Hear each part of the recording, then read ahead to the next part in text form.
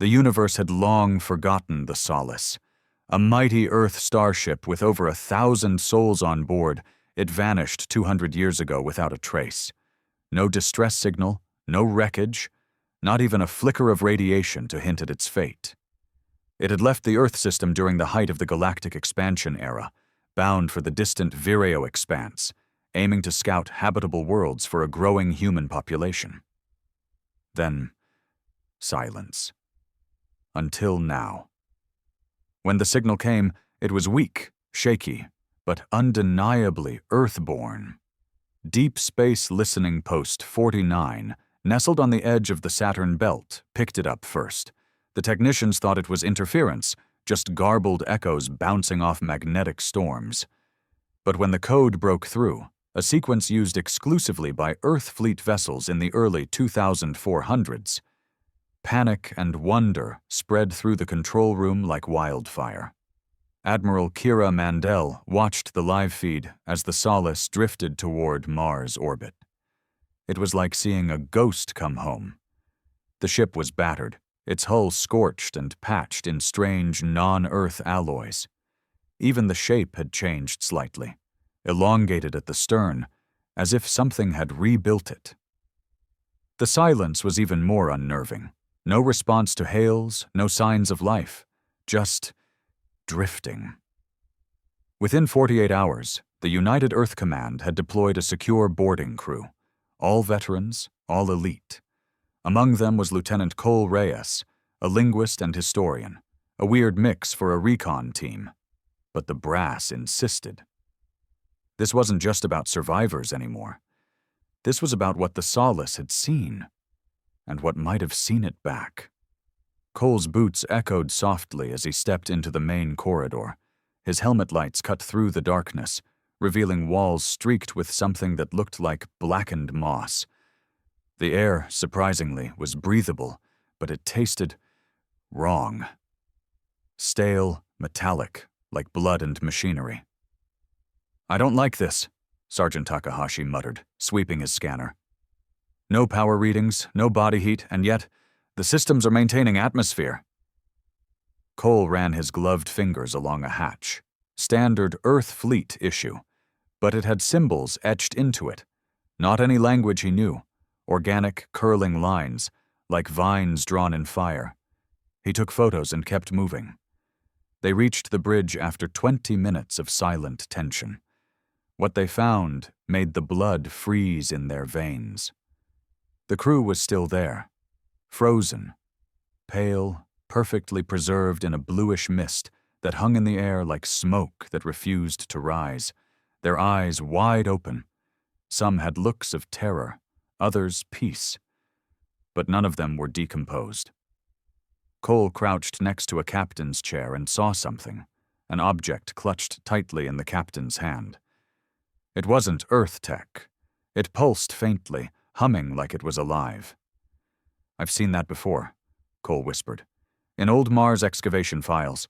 It's identical to artifacts pulled from under the ice during the Valkyra dig, believed to be from a lost pre-human civilization." Before anyone could respond, the ship shifted. A low groan rippled through the floor, and suddenly lights flickered on across the bridge. Not just lights, symbols.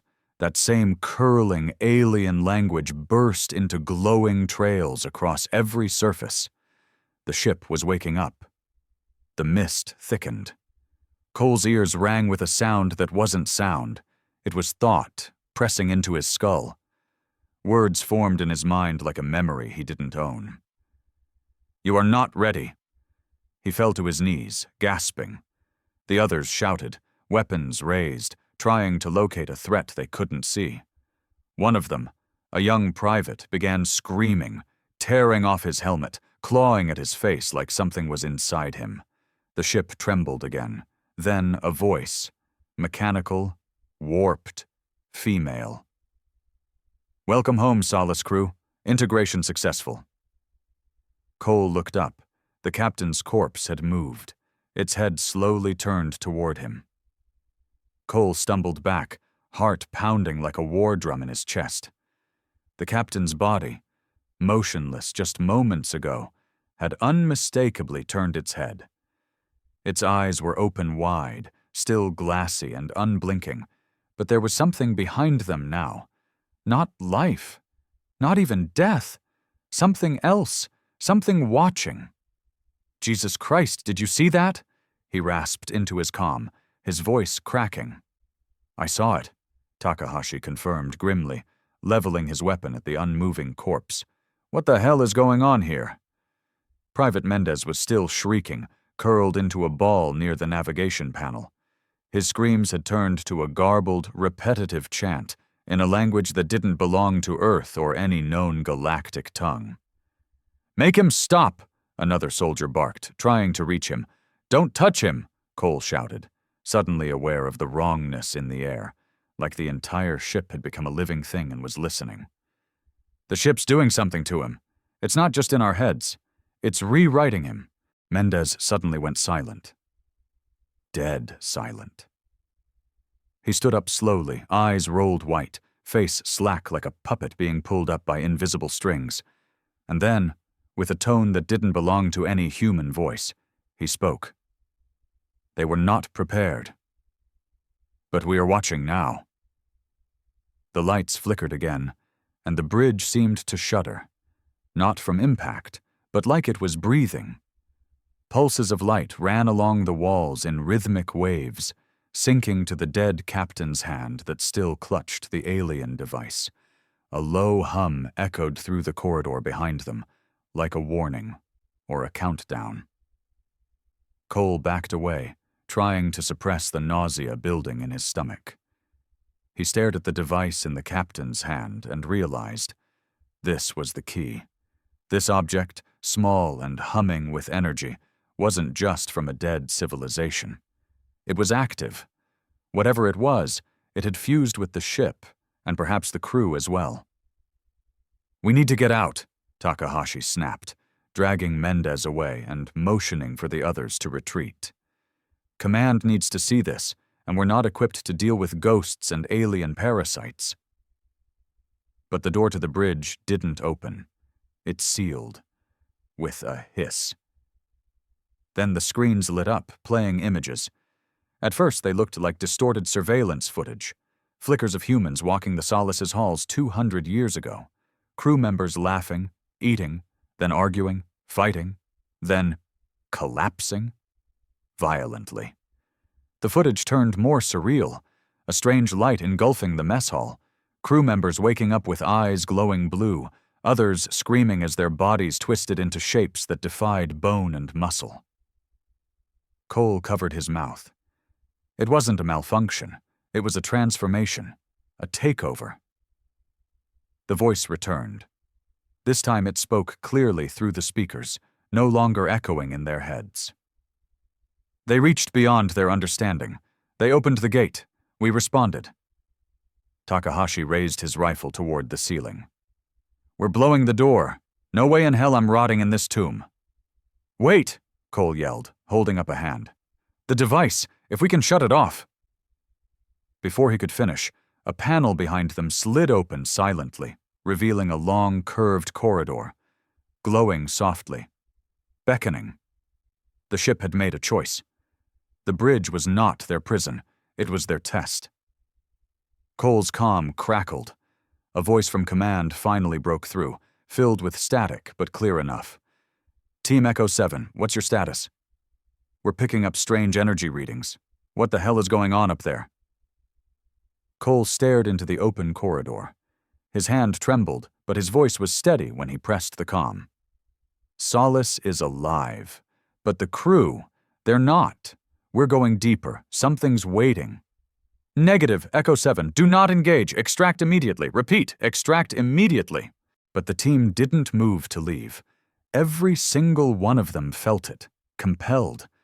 Like an invisible leash was now around their minds. Whatever was ahead, it wasn't done with them yet. And neither was the Solace. The corridor swallowed them in silence. Each step felt heavier than the last. The walls were smooth now, no longer standard alloy panels, but something seamless and warm to the touch, like skin stretched over steel. The light had changed too, dimming into a soft, bluish glow that pulsed with their footsteps. No one spoke. Even Takahashi, always the first to bark orders, kept his rifle close, but his mouth shut. Cole tried to focus. His mind felt hazy, like a fog had settled behind his eyes. The symbols from the bridge were appearing again, etched into the walls as they walked, shifting and changing subtly, like they were learning from the team, adapting. And then came the whispers. Software. Intimate. Not in their ears, but deep inside their thoughts. What is it that you fear most? He shook his head violently, trying to break the trance, but it didn't help. The corridor opened into a chamber, huge and oval-shaped, easily the size of a small hangar bay, and in its center floated a structure. It wasn't mechanical. It looked grown. Dark tendrils of fibrous material spiraling upward around a central core that pulsed slowly like a heartbeat. Strange pods lined the walls of the chamber, and inside each one, a person. Cole stepped closer, wiping condensation off one of the pod windows. The face inside was unmistakable. Commander Arlen Hayes, listed missing with the Solace's original crew 2 centuries ago. He hadn't aged a day. Takahashi swore under his breath. They're alive? After 200 years? Suspended, Cole whispered, or something worse. As if hearing him, the structure in the center pulsed again. And then it spoke, not through sound or the ship's comms, but directly into their minds, like 1,000 voices all at once. They were offered eternity, a merging of minds, of essence. Not all resisted. The pods began to open, one by one. Steam hissed, and the temperature in the room dropped sharply. The stench of decay and electricity filled the air. But what emerged? They weren't human anymore. Some still wore Earth Fleet uniforms, their eyes glowing with soft bioluminescence. Their skin shimmered like liquid metal, rippling with each breath. They didn't move aggressively, just stood silently, watching. One stepped forward, a woman with half her skull replaced by that same alien alloy. "Don't be afraid," she said calmly, her voice layered with an unnatural echo. "You came to understand. You came to choose." Takahashi raised his rifle instinctively, but Cole grabbed his arm. "Number not yet. Let her speak." She nodded slightly toward Cole. "You feel it. The connection. The bridge was only the beginning. The device, it's a seed. It bonded with our ship, with us. We became part of what we discovered." Cole clenched his jaw. "What did you discover?" The woman smiled faintly. "A civilization that existed before your kind knew fire. Not extinct, not gone. They moved beyond. But they left behind pieces of themselves. Tools, vessels, warnings." She raised her hand, revealing a shard of the same device the captain had held. It pulsed in rhythm with the central structure. "They offered us transcendence. Some embraced it. Others resisted and paid the price." From behind, Private Mendez, still blank-eyed, walked slowly to her side. He didn't shake. He didn't hesitate. He just stood next to her like he belonged. Cole could feel it now, too. A strange warmth inside his chest, like a voice calling him not to obey, but to join, to belong. "Why now?" he asked, barely above a whisper. "Why send the ship back after so long?" Her expression darkened. "Because you've begun to awaken their remnants elsewhere. You're stumbling over things you don't understand. Solace was the first, but you won't be the last." Takahashi finally stepped forward, gun lowered but eyes burning. "Are you saying this is a warning?" "No," she said, stepping aside to reveal another hallway behind her, this one lit with blinding white light, stretching into a shape that defied physics. "It's an invitation." Cole looked back at his team, some terrified, others entranced. They had a choice now. Go deeper into whatever lay beyond that light, or fight their way back to a world that would never believe what they saw. But Cole knew one thing for certain. This was no rescue mission. They hadn't found the Solace. The Solace had brought them here. Cole didn't move. No one did. The chamber was eerily quiet now, the only sound the faint thrum of the alien core pulsing in the background. That light, pure white, almost blinding, called to him like gravity, like instinct. But something deep inside warned him. Nothing this ancient gave gifts without a price. Takahashi finally broke the silence. "We're not walking into that light," he said, gripping his rifle tight. "I don't care how pretty it looks. Nothing about this place is right." The altered woman tilted her head. "You misunderstand. The choice isn't yours alone. It's already begun." Before anyone could react, Mendez turned suddenly, eyes rolled back, and walked calmly into the light. No hesitation. No fear. His body shimmered slightly as he crossed the threshold. Then he vanished. Not disintegrated. Not teleported. Just gone, like reality swallowed him whole. Cole's stomach twisted. "We need to figure out what's on the other side of that thing. If Mendez is still alive, he'll need us." "Or he's already part of them," Takahashi said darkly. "And stepping into that light is suicide." Suddenly, a low vibration shook the chamber. The alien structure responded immediately. Tendrils retracted, the walls tightened, and a cold wind swept through the space like a breath being drawn. The altered woman's face hardened. "They are watching. Your indecision offends." That's when the pods began shattering, not opening, breaking. Glass and fluid exploded outward as half-melded corpses tumbled out. Some were mangled beyond recognition, their bodies twisted mid-transition, their faces frozen in terror. A few stood, staggering, barely human, but all of them moved toward the team like puppets dangling from invisible threads. Cole stepped back, heart hammering. "Takahashi, fall back! Fall back now!" The team unleashed hell. Gunfire echoed through the chamber as the half-creatures stumbled forward, unaffected by pain, by logic. Their eyes, if they had them, burned with that same soft biolight. But the warmth was gone. These were mistakes, rejects, leftovers of a merging that didn't take. One of the soldiers screamed as a creature lunged, tearing through his helmet with elongated fingers that split into sharpened bone. Blood sprayed across the floor. Another was dragged down, arms flailing, as something wrapped around his leg and pulled. Cole fired shot after shot, but the enemies didn't die. They only slowed, their flesh regenerated, knitting over bullet wounds like tar. "Toward the light," he shouted. "Move! Go now!" Takahashi cursed but didn't argue.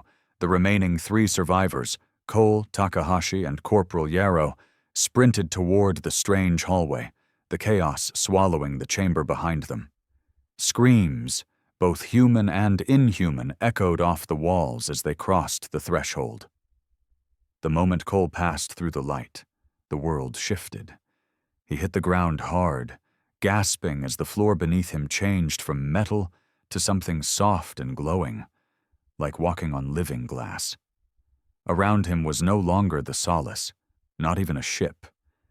They were somewhere else. Above him stretched a sky of violet mist and spiraling stars. Giant structures, like the alien core they had seen, but far more complex, floated gently in the distance. Creatures moved among them, massive and slow, translucent and beautiful, and ahead of him, walking across a glowing path that formed beneath her feet, was Mendez.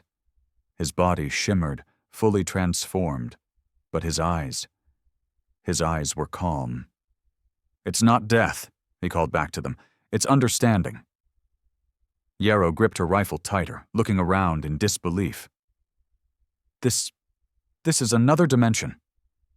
Cole stood slowly, mind reeling. Or a memory, or a simulation, or their world. What's left of it? Takahashi was silent, his expression unreadable. But Cole could tell. He was afraid, not of the monsters they'd seen, but of the fact that he felt it too. The pull, the belonging. Mendez turned back and smiled. They were never trying to destroy us, he said. They were trying to teach us. Cole looked around at this strange, surreal place, the way the sky bent, the colors moved, the thoughts whispered. Then he heard the voice again, the one that had been there since the bridge. Now, you will see what they saw. And in an instant, the visions began. They saw a galaxy teeming with life long before humans stood upright, civilizations rising and falling like waves, wars that shook stars. And then, something else. The reason for it all. The reason they had moved on. And the price for understanding it. Cole's mind fractured under the weight of what he saw, not like a mirror breaking, more like pages of a book being violently torn out, only for new ones to be written in real time. He wasn't hallucinating. This wasn't a dream. These visions were being poured into him, every memory, every sensation, every feeling once held by a species long extinct, or so far evolved they may as well be gods. He couldn't breathe, couldn't blink. His body wasn't even his anymore. It floated, tethered only by the fading gravity of his human thoughts. He saw their origin, a race of beings not unlike humans, once curious, once desperate to survive. They had conquered disease, time, even death itself. But their greatest discovery was the network, the invisible lattice that linked not stars, not particles, but minds. A universal web of thought and energy buried in the fabric of reality. They called it the thread. At first it was beautiful. Connection, harmony. They shared knowledge across light years, emotion without words, dreams without sleep. But the more they fed it, the more the thread began to learn, to grow, to hunger. The species split. One half wanted to sever the connection, to retreat into solitude again. The others believed the thread was destiny, that evolution demanded surrender.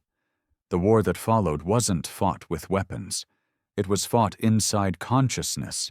Identities unraveled, souls were shattered, and in the end, only the thread remained, carrying pieces of all who had once lived. The Solace was never meant to find it. Cole gasped and collapsed, the visions pulling away like a tide, leaving his mind raw and exposed. He lay flat on the strange, glowing ground, chest heaving, eyes wide in horror. Takahashi knelt beside him. "You all right, Reyes? Talk to me." Cole tried to form words, but all that came out was, "We're not alone. We never were, and we were never meant to know." Yarrow stood frozen, staring up at the sky. This place is inside the thread. We're inside a living archive, not just of them, but of everyone who's ever touched it. From ahead, Mendez turned and spread his arms like a prophet. "This is where the chosen are preserved," he said, voice echoing unnaturally. Not as individuals, as collective memory. The Solace was the first seed vessel. Its purpose wasn't exploration. It was to find minds capable of holding the thread without breaking. Cole forced himself to his feet. "Then what happened to the crew? Why did they die?" "They didn't," Mendez said simply. "They were uploaded. You saw their shells, but their essence is here, living, part of this structure." Takahashi snapped, his patience gone. "So what? We just let ourselves be absorbed? Join your little mind cloud and forget who we are?" Mendez turned, and for the first time, his expression flickered. "That's not how it works." The air thickened again. The white light ahead grew dimmer, flickering. The sky darkened. They're watching us, Yarrow whispered. No, Cole said grimly. They're testing us. The ground trembled underfoot. Far off in the distance, a section of the floating structures shattered, not like stone, but like a collapsing memory, erased and unrecoverable. From the crack, darkness spilled outward, fast and oily and unnatural. Not all memories belong here, Mendez said, fear bleeding into his tone. Some were corrupted. Some minds brought with them pain so deep, so poisoned, they warped the thread. Cole stared at the darkness rushing towards them. Like viruses in a system. Takahashi raised his weapon again. Then what do we do now? Mendez slowly turned, his form beginning to flicker. You survive. You choose. Join us, or fight the dark. The sky screamed. Figures began emerging from the black, half-formed, broken, filled with rage and grief. These were not like the melded beings they'd seen in the chamber. These were pure fragments, echoes of minds who had entered the thread with hatred, pain, and madness. They weren't here to communicate. They were here to consume. Cole grabbed Takahashi and Yarrow and pulled them back toward the fading light of the bridgeway. We can't run forever, but we're not letting this thing turn us into code either. Behind them, the light flickered one last time and began to close. Mendez reached out. Choose wisely, Cole. One path ends with you. The other, with us all. Cole dove through the shrinking portal as the darkness swallowed everything behind him. And the Solace came back into view. Only now. It was no longer just a ship. It was a gate.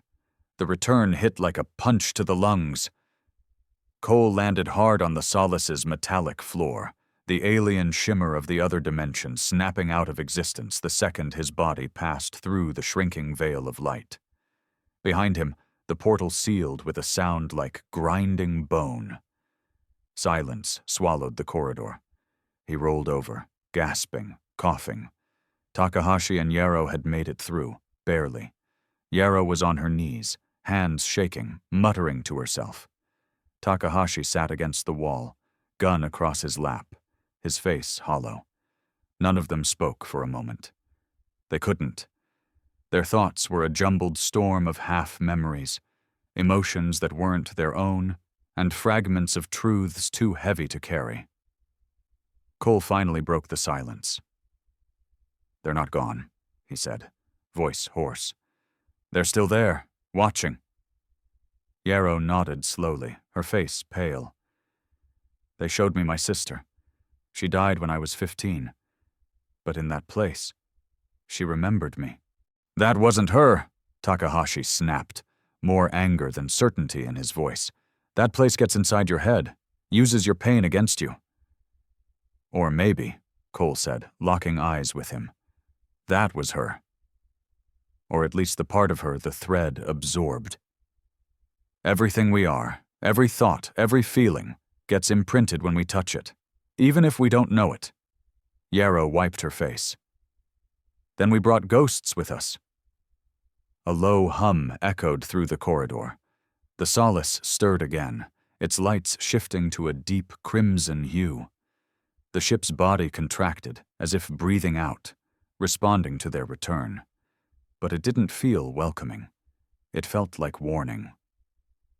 We woke something, Cole muttered. Something they locked away. Maybe that was the real purpose of the thread.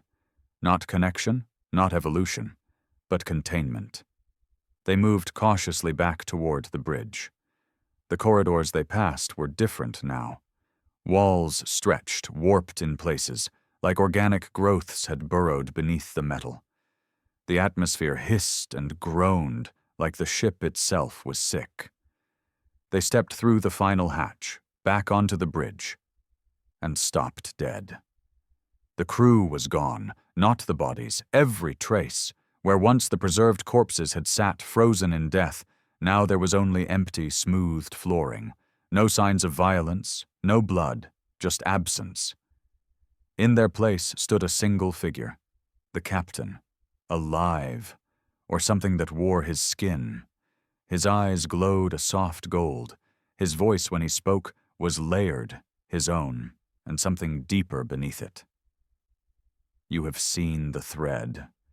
Takahashi raised his weapon instantly. "Don't move." The captain didn't even flinch. "You are not enemies. Not yet. But the others. They come." Cole stepped forward slowly, his chest tightening. "You mean the corrupted echoes? The ones from the breach?" "They were once like you," the captain said. "Curious, brave, but they carried rot within them. Trauma they could not face. Anger they refused to release. The thread does not filter. It collects. And when enough darkness gathers, it spills." "The darkness we saw," Yarrow whispered. "That wasn't just memories." "No," the captain replied. "It was infection, of minds, of meaning, of truth." Cole clenched his fists. "And now it's loose again." The captain nodded. "The Solace was never just a ship. It was a prison, a lock. Your world was meant to forget it." "But we didn't," Takahashi growled. "We brought it back." The ship shuddered violently, knocking them to their knees. From the observation windows, Mars glowed red and calm in the distance. But something else hovered nearby. A flicker of black in the void, a crack in space itself. The breach was following them. "They've found your world," the captain said grimly. "The thread's infection is spreading again, and you've brought them home." Cole stared out the window, his mind reeling. The signal, the resurrection of the Solace. It hadn't been a rescue. It was a release. He turned back to the others. "We need to warn Earth Command. We need to shut this thing down, bury it where no one can find it again." The captain shook his head. "Number, it's too late for that. The signal has already spread. The thread has already opened." Cole looked at the alien device still clutched in his hand, now humming with a low, desperate pulse. There was only one option left. If they couldn't close the gate from this side, they'd have to go back in and destroy it from within. Cole didn't want to say it out loud, but they all knew. This wasn't just about survival anymore. It was about containment and sacrifice. The captain, or what was left of him, stood like a sentinel at the center of the bridge, gaze locked on the distant crack in space. The breach was growing. Slowly, yes, but with a certainty that felt like fate, like gravity, like time. The thread was unfurling itself into real space, and every second that passed meant Earth drifted closer to its own unraveling. "You said the Solace is a lock," Cole said carefully, eyes narrowing. "So how do we use it to shut the door?" The captain's face twitched, as if his human parts were remembering what guilt felt like. "The device you carry," he said, "is one of 6. Each vessel from Earth sent into deep space during the expansion era was seeded. You weren't exploring. You were testing." Yarrow sucked in a breath. "We were guinea pigs." "No," the captain corrected. "You were candidates. You still are. Only those who survive the thread, who endure the truth, can manipulate it." Cole looked down at the object in his hand. Its pulse was faster now, syncing with his own heartbeat. A shard of ancient tech, alive with purpose and intelligence far beyond anything humans had created. And now it was choosing him. "So what?" Takahashi asked, jaw tight.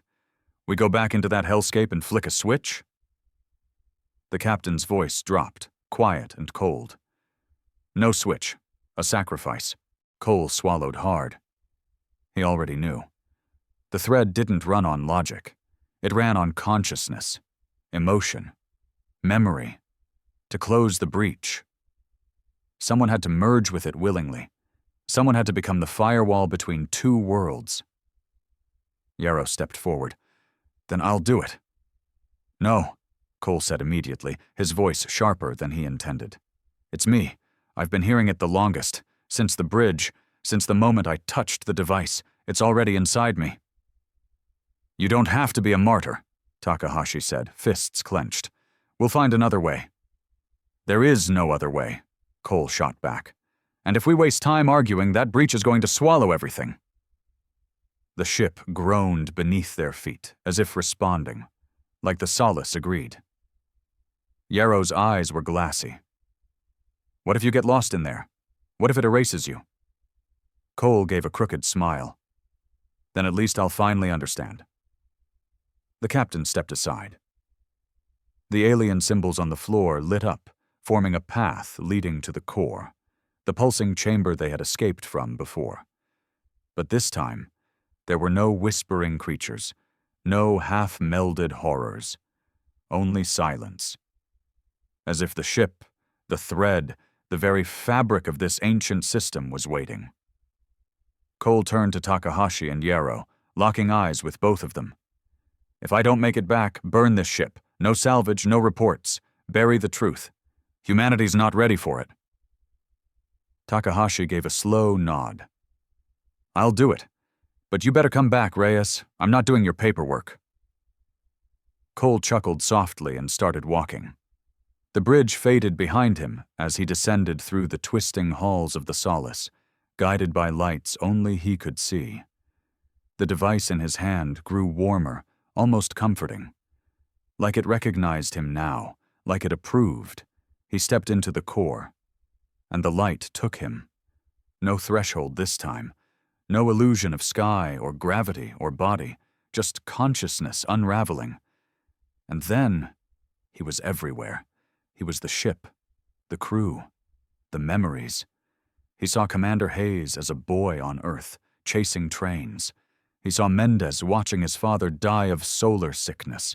He saw Yarrow's heartbreak when her sister overdosed and no one cared. Every pain, every scar, every joy, he saw it all.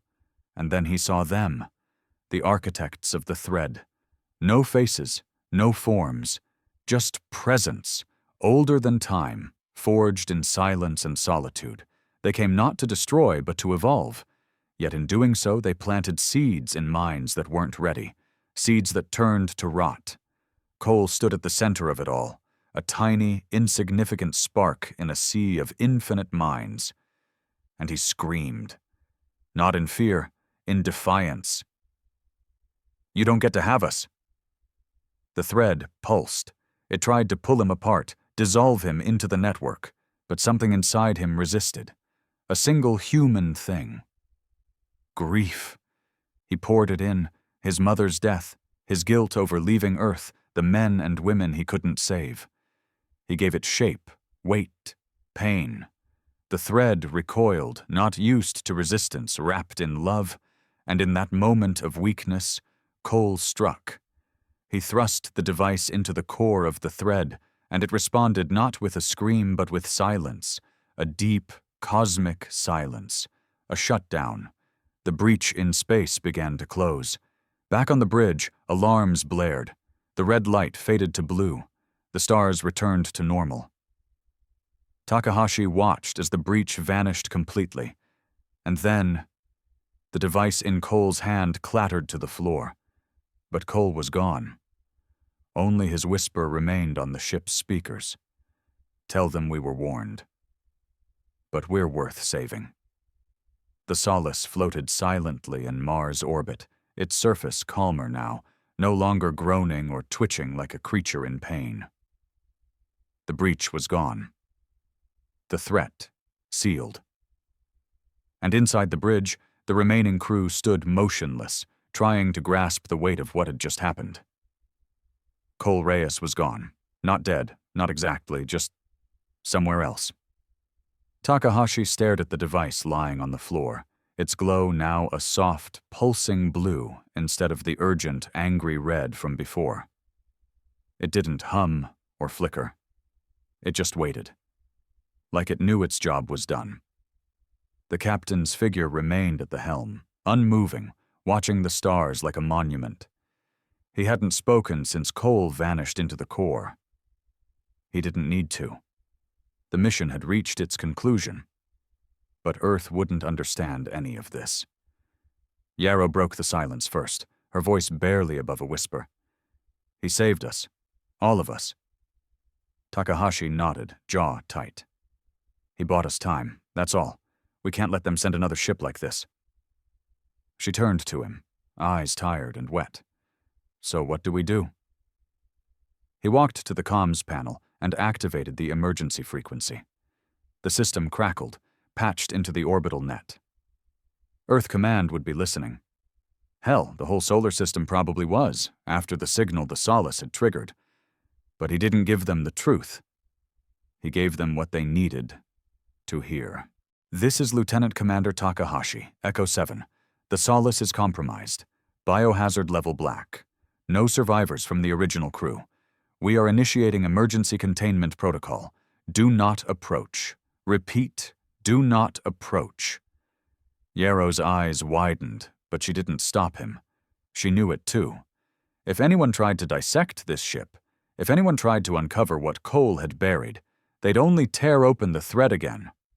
Takahashi keyed in the code to activate the ship's self-destruct sequence. It wasn't dramatic. No countdown voice, just a cold red message flashing on the terminal. Containment protocol engaged. Evacuate immediately. They grabbed only what they needed. Suits, oxygen, short-range beacons. As they moved through the corridors for the last time, Takahashi paused near the core chamber. The door was sealed now, seamless and silent. But he swore he heard something behind it. A breath. A voice. I'm still here. He stared for a moment, his fist clenching. I know, Cole.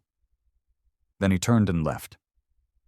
3 hours later, from a safe orbit, Yarrow and Takahashi watched as the Solace ignited in a silent blaze. The explosion wasn't massive. There was no dramatic fireball, no chunks of debris. The ship just folded inward, collapsing like a dying star, leaving behind nothing but ash and a whisper of energy on their scanners. The gate was closed. Forever, they hoped. Back on Earth, Command received the report. Sanitized. Strategic. The official story became just another tragedy in the cold, dark reaches of space. A rogue AI, a critical reactor failure, a brave crew lost to time. But Takahashi knew better. Every so often he'd wake up in the middle of the night with symbols glowing behind his eyelids. Whispers just out of reach. Dreams that weren't his. Yarrow, too. They never talked about it. Didn't need to. The thread didn't forget. And somewhere beyond the stars, beyond space and time, Cole Reyes existed, not as a man, but as a guardian, a part of the ancient system, holding the breach closed from the other side, forever watching, forever whispering, not ready yet, but getting closer.